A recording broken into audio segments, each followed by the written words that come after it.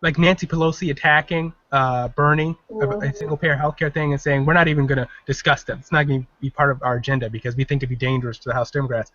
The level of just clapback I wanted to do on that is just how are you the majority leader right now, Nancy Pelosi? Are you worried about losing your vast Democratic majority in the House? Is that what you're worried about? Exactly. You wouldn't want Bernie to endanger your great majority in the House. You wouldn't want him to do that. You guys have done so well giving Obama the majority he needs in your establishment tactics, right? In fact, you're talking about protecting. It's not the right way to protect Obama's legacy. But if I remember in 2014, you all were telling candidates for the House to run away from Obama's legacy, not touch it with a 10-foot pole. So where is this talk about Obama's legacy all of a sudden? Solomon, And wanting to protect it? Solomon, because this is consistent with their narrative that Bernie Sanders is running against Barack Obama because they try to make it seem like it was the left, that it was the progressive left that stood down and didn't do what they needed to do in 2010 and in 2014 in the midterm elections, when in actuality it was establishment Democrats that ran away from Barack Obama that caused them sabotage themselves. That's why they lost. If they had run more progressive campaigns and ran to Obama or further to the left saying, come on, Obama, let's do more, then they would have won. Every candidate that ran against Obama lost. And there was one candidate, I can't remember his name. Alan Grayson. He was actually still in Congress because Grayson lost in 2010. Yeah. There was a congressman who ran on Obama's record, and he was one of the few to win at all. I want to read some comments out of the chat room, particularly. I know, please, I hope you don't feel like I'm blowing smoke up your ass because it's your first night on my show, but somebody said, who is this woman? Great Zombie Jesus in the chat room said, who is this woman, and why is she not running for office? Yeah. And then Umar from Brooklyn said he'd definitely vote for you. So welcome to the Benjamin Dixon Show and the Progressive Army. You're definitely going to have to be, if you can come, whenever you can come, I want you to be a regular with everyone else that's on board. Let me grab this caller, and 718, you're live on the air. What's your name, comment, and or question? It's Umar from Brooklyn. Umar from Brooklyn, just talking about you. Umar's in the house. What's happening, man? I know, and you were all saying what I have been saying from the beginning. This whole, oh, well, Bernie's a long shot. Bernie can't run, especially from the so-called establishment who lost the entire midterm election on the main fact that they ran away from Obama. Mm-hmm. The funniest thing about that was that in somehow, some way, I don't know, I hit myself in the head, my TV ended up on Fox News, and they briefly pointed that out. And I'm like, oh my goodness, when Fox News points out, because this is what the things you've been saying for weeks. Too many of the Democratic establishment keep following the Republican line, and that is Hillary's main problem. I had this discussion with my brother, who was telling me how progressive Hillary is. So I said to him, okay, which policies has she supported that makes you think that she's progressive? So he starts rattling what he thought she supported. I start rattling her record. Mm-hmm. He said, well, then he seriously tried to get me, well, we might survive under Trump. I said, well, and this is the problem, because you've convinced yourself that this can't happen, right. And what everybody seems to forget is this is precisely what they said when Obama first ran. And I would even let that go if it wasn't precisely what they said when Obama ran the second time. So all this nonsense about Bernie can't win, I'm on we could make happen what we want to make happen. And I'll go right back to the people who did it, the Tea Party. Mm-hmm. They got their people in office. It's not the fact that they got their people in office.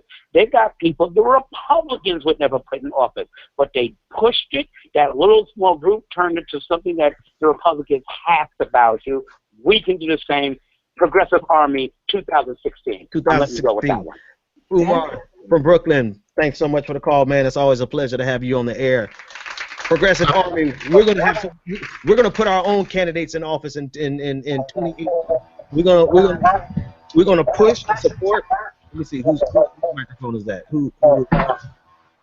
If you're not speaking, just throw yourself on a mute for me. That'll help out a lot. We're going to support candidates in 2016, but 2018, we're going to be putting people in office. We're going to spread it around as far as we can, and we're going to put some people in office because reality is they have been trying to convince progressives that we are crazy for 40 years, when in actuality, progressives today are nothing more than moderate Democrats from moderate Republicans from 1950, right? Dwight Eisenhower is far more progressive than any president that we've had since Ronald Reagan. And that's not offensive to Barack Obama. It's just an objective reality when you look at the tax brackets, when you look at the things that were implemented. No, we did not get Obamacare. Yes, we are just now getting Obamacare, but we can always do more. And so this thing from the DNC where they're trying to just say, they are really trying to pat us on the head and say, be satisfied with what you have.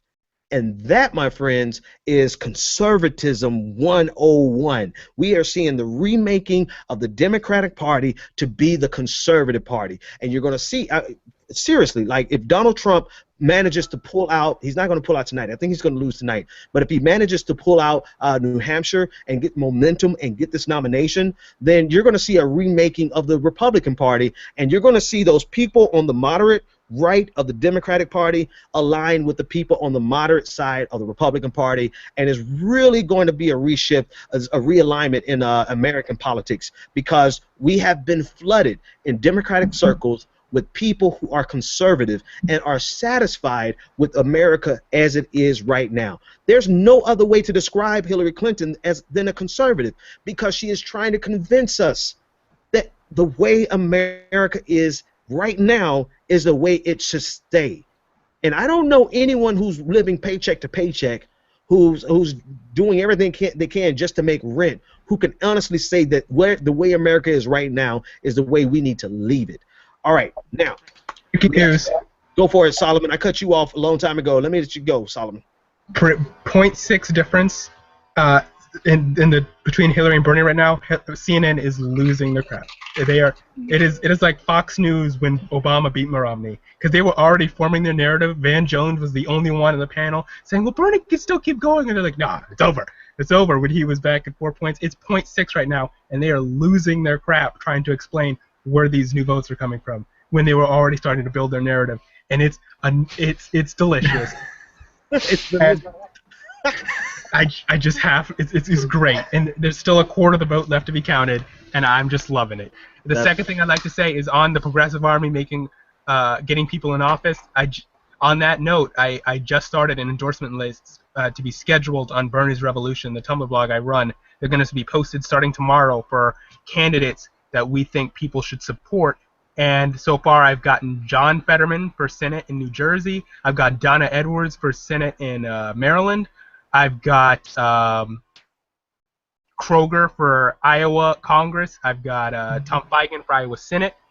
And we're going to keep going. I just put a link in the Hangouts of people who've declared themselves as Bernie Sanders Democrats running for Congress. Mm-hmm. There's Corey Bush, who is a Ferguson protester, who's running for Senate in Missouri. Alex Law, who's a Bernie Sanders Democrat running for the New Jersey 1st District. First millennial in Congress if he won. There's a whole bunch of them. There's Tim Canova, who's running against Debbie Wasserman Schultz and giving her a run for her money. So there's Solomon. I don't want. If you could see Chris Matthews' face right now. If you could see Chris' face right now. Chris Matthews used to be one of my favorite to watch on MSNBC, but he is losing his shit right now. He's like his eyes. Can I jump in real quick? Go ahead, go for it. Who was that? David, go for it. Yeah, there's a couple points I want to make. First of all, first of all, Solomon, if you can actually put that in the chat, I don't know if you have access to the Hangout chat, I don't know if you're on a phone or on a computer, but the website that you're talking about for the endorsements, I've been looking for something like that, and I've heard a lot of people talk about that, the growing list of people that are riding Bernie's coattails, because I've seen all over Twitter, he's got no coattails, he's got no people. I have a long list if you want it. I put the Twitter link, for it. List I see it, okay. And Niz, I don't know, are you on Twitter? Yeah. Well, what's your handle? Or if you could put it in the hangout. A misspelled version of Scandinavia. Oh. I'll tag you two. I'll tag you two together. Yeah, please, because I've been looking for that. I've seen a bunch of people wanting stuff like that, and that would help, I think, a lot. Two other points that I had. First of all, with Umar and the call we had a few minutes ago, he made some great points as far as how everyone said that Obama couldn't do it. We'd never nominate a black man. We'd never elect a black man. In addition to that, I don't know how many people, I know it's been shared widely, and I read it, Michael Moore's endorsement letter. It wasn't anything surprising. It wasn't anything outrageous. But what he said is things that hasn't been said extremely clearly. A lot of people have said a lot of different things that he said, but he summed everything up so well regarding how over the course of the country's history, really, but especially modern history, every step that we've taken has continuously been, we can't do that. We're not doing that. It's not going to happen. It's not possible. You name it, any real change that has taken place, we've always said, not we, but the majority or the establishment, whatever you want to call them, the word has always been, it's not happening. And then it happens. Yeah. And so I think that goes to Umar's point, that it's never possible until it is. It's done. Right. Exactly. Yeah. Exactly. The third point, and then